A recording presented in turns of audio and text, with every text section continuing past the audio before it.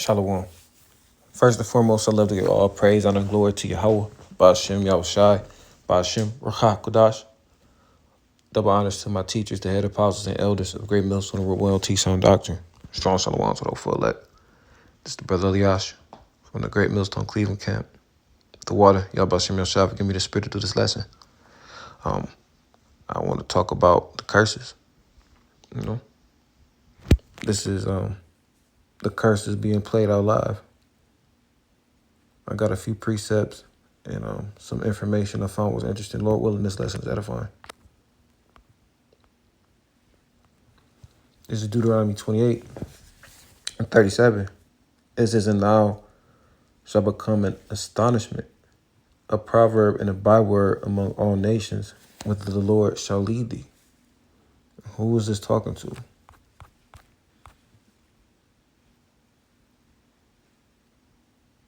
He was talking to Israel. It's Deuteronomy 28:1. It says, "And it shall come to pass, if thou shalt hearken diligently unto the voice of Yahweh thy power, to observe and to do all his commandments which I command thee this day, that the Lord Yahweh thy power will set thee on high above all nations of the earth." And of course, we go to Deuteronomy 28:15 really quickly. "But it shall come to pass, if thou wilt not hearken unto the voice of Yahweh thy power, to observe to do all his commandments and his statutes which I command thee this day, that all these curses shall come upon thee and overtake thee." So, first and foremost, I read 1 and 15, show the contrast. And now, precept upon precept, line upon line, as vocab loves to put it, Hebrew hopscotch. This is how we prove our point.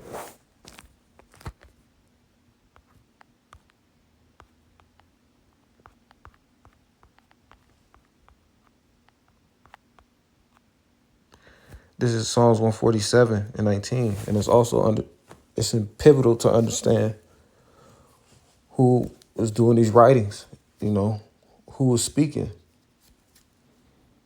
Understanding that Yahweh Ba'ashem Yahushai's word is purified and tried 7 times, so these things are faithful and true. And in order to understand the scriptures, Isaiah 28, precept upon precept, line upon line, lessons within lessons. But Psalms 147 and 19, it says, "He showeth his word unto Jacob," the word being these scriptures. Jacob being our forefather, whose name was later changed to Israel. So this is not just to Jacob personally, this is to all his descendants, his posterity, his lineage. It says his statutes and his judgments unto Israel, the precepts, the ordinances, the laws, statutes, and commandments, the whole roll. To Israel, a specific group of people, one of the 18 nations, divided into 12 tribes. So just to prove that this is exactly who this precept is talking about and who is experiencing what the rest of the world will call bigotry and ignorance and racism and hate. It's an Israelite. This says, "I show speed in Bulgaria trying to find out how to say book, but a crowd ends up chanting that word at him." No! What? Wait, hold on, wait. How do you say book in Bulgarian? Oh, my God, guess so. Oh! It's Kniga. What? No, with a K. With a No! No, with a K. No! What the fuck? K, with a K. Bro, stop! No Bro, racism. you can't say that shit, bro. Stop trolling. It's the K, bro. What do you mean with a K? KKK? Wait, hold on, wait. What? Nigga! Nah, this shit crazy, bro. Ask him a simple fucking thing. Bro, come here. How you say book in Bulgarian? Book. Bobolechka. See? Bobolechka. Exactly. Why they talking about nigga? Because they are racist. You know what? I knew it, bro. No. See, that's crazy, bro.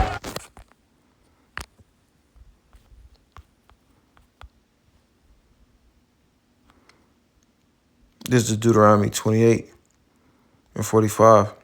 Well, no, let me go back to 37. Or did I read 37 yet? This is Deuteronomy 28 and 37. And thou shalt become an astonishment, a proverb, and a byword among all nations, whither the Lord Yahweh shall lead thee. I didn't read 37. Okay. Well, since we're here, read it again from the top. And thou shalt become an astonishment, a proverb, and a byword. Right. You are a Hebrew Israelite if you are a descendant of Abraham, Isaac, and Jacob. And this is one of the many ways that we identify with the scripture and with our heritage is through the curses. That and prophecy and faith. But anywho, and thou shalt become an astonishment, a proverb, and a byword among all nations. And this is a real life example of this happening. He is a prominent figure in the streaming world. But it don't matter how much money you got. You're just a nigga with a platform.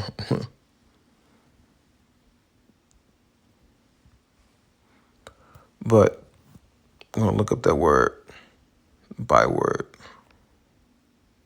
I already got it queued up, actually.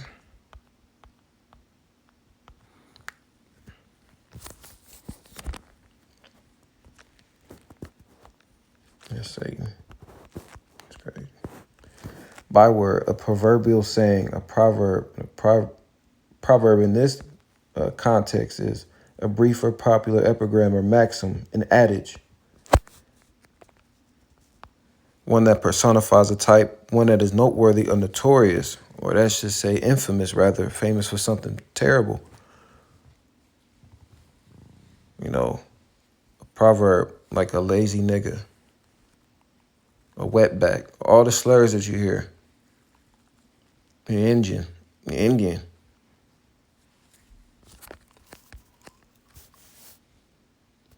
All black people is gangbangers and robbers. Even the concept of jungle fever, like just because it's a stereotype that works in our favor don't mean it's not a stereotype. Well, that's actually a fact. But you get what I'm saying? They'll make a fact and turn it racist. Because the women love us, you know. They're not going to stop loving us, even though we, you know, the tail and the other nations, the head, starting with Esau, Edom. But I digress.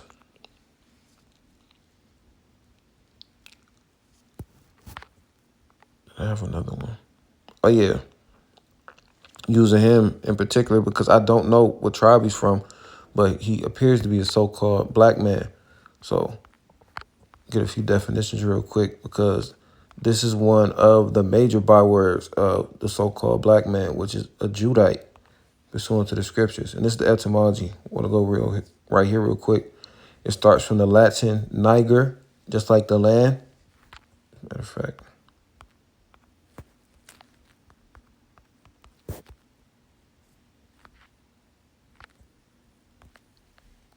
Then negro in the Spanish, or negro, black, like it says right here, black, dark, sable, dusky, negre, or I don't know how to say it in French. And earliest, supposedly 1786. We're going to the top. Earlier, Neger, 1568, Scottish and Northern England dialect. Negor, from French, negre, from Spanish, negro.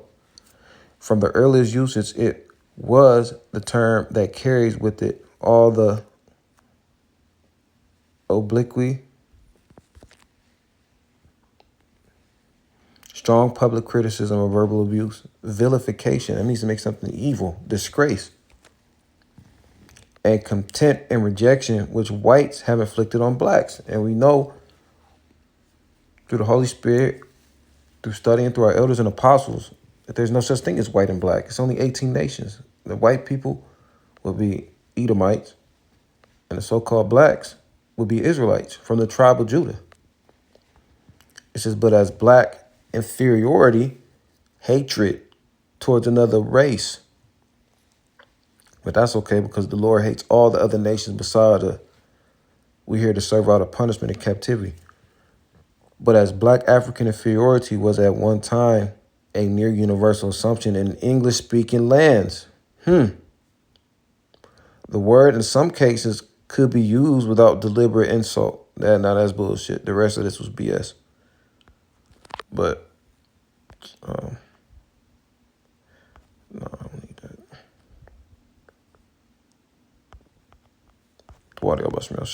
Or Deuteronomy 28:45 says, moreover, all these curses shall come upon thee and shall pursue thee. Right. So no matter where you go.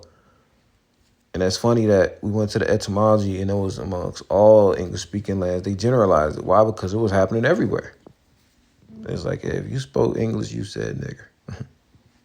Just read it. It says, moreover, all these curses shall come upon thee and shall pursue thee. That means pursue is, that's plain. They're going to go after you. Whether you're in China, Bulgaria, Egypt, East Cleveland, you got the curses on you if you are a descendant of Abraham, Isaac, and Jacob. If your father, to expound on that more, is a descendant of Abraham, Isaac, and Jacob. These curses shall come upon thee and shall pursue thee and overtake thee till they be destroyed, because thou hearkenest not unto the voice of Yahweh thy power, to keep his commandments and his statutes which he commanded this day. And we're each experiencing different variations of the same curses because we have different lots. You know, LeBron James is not suffering in the money department like most citizens are. That's because his devotion to the system, you know, but still he's an Israelite who's dealing with the curses. Why? Because his life is in doubt when he's in certain situations. If he got pulled over right now, he would experience the same fear we all experience as Israelites. He's always going to get the short end of the stick spiritually. Because only Yahweh Ba'ashem Yahushua can redeem us from these curses.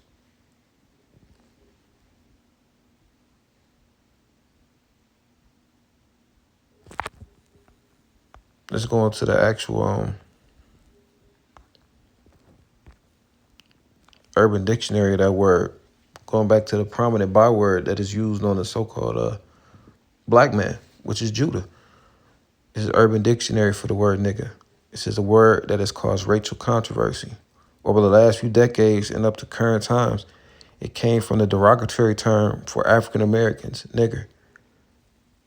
Yet, it has a completely different definition than said term, right? So we deal with specifics. That's what they said in the video. But this is what they meant with the ER. This is Esau being deceptive and pretending like he's joking. Well, no. That's your enemy.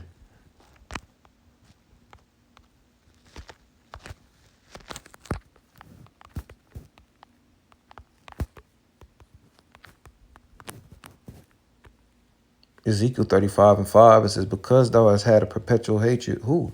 Esau. And perpetual means continual. Because thou hast had a perpetual hatred and hast shed the blood of the children of Israel by the force of the sword in the time of their calamity, in the time that their iniquity had an end. And there was different times when Esau came up against us, you know, up until this day. Why? Because we understand the concept of regeneration. It's the same spirits coming back. And because that perpetual hatred, that spirit was placed on Esau by Yahweh Ba'ashem Yahushua. You know, that's the same struggle between Jacob and Esau. A point I made earlier. It all contributes to prophecy and the words of the Lord being true. He can't hide behind the fact that he's an Edomite. And I'm talking about all you so-called white men. We know you hate us. And we hate you too. Because that's righteous. The Lord said he hates you in the book of Malachi. As a matter of fact, we'll get that next. It says, because thou hast had a perpetual hatred and hast shed the blood of the children of Israel by the force of the sword in the time of their calamity. We were sojourning through Canaan when we just left Egypt during the time of the temple. And now today with the modern day sword, the gun, with the police, the modern day garrisons. It says, in the time that their iniquity had an end. Verse 6, therefore, as I live, saith the Lord, power, Yahweh, I will prepare thee unto blood, and blood shall pursue thee. Right. You know that these curses are real when you experience them, pursuing the Deuteronomy 30 and 7. And that same blood is going to pursue you, but you're going to receive double, Esau. It says, I will prepare thee unto blood, and blood shall pursue thee, since thou hast not hated blood, even blood shall pursue thee. And you were the first murderer. You killed Seth when you were on the earth as Cain.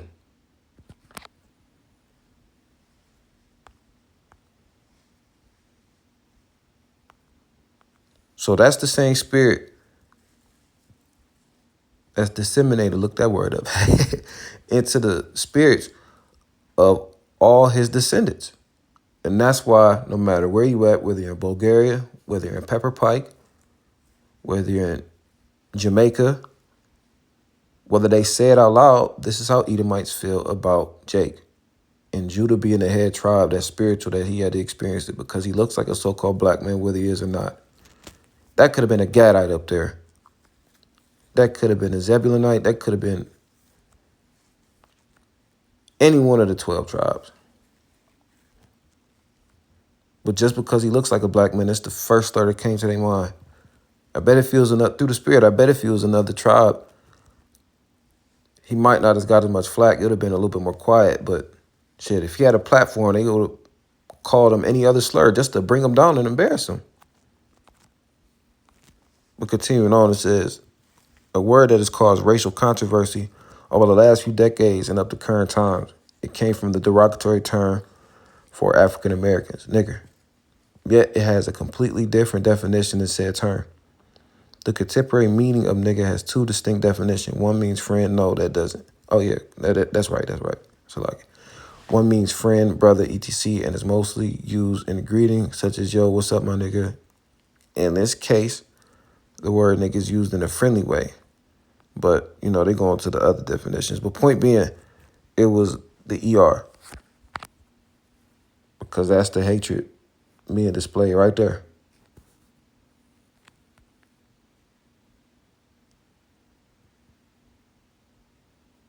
KK? Wait, hold on, wait. I'm watching. How do you say book in Bulgarian? Oh, I'm gonna get some. Oh! It's Kniga. What? Nick! Nah, this shit crazy, bro. Ask him a simple fucking thing. Bro, come here. How you say book in Bulgarian? Book. Bobolechka. See? Bobolechka. Exactly. Why they talking about nigga?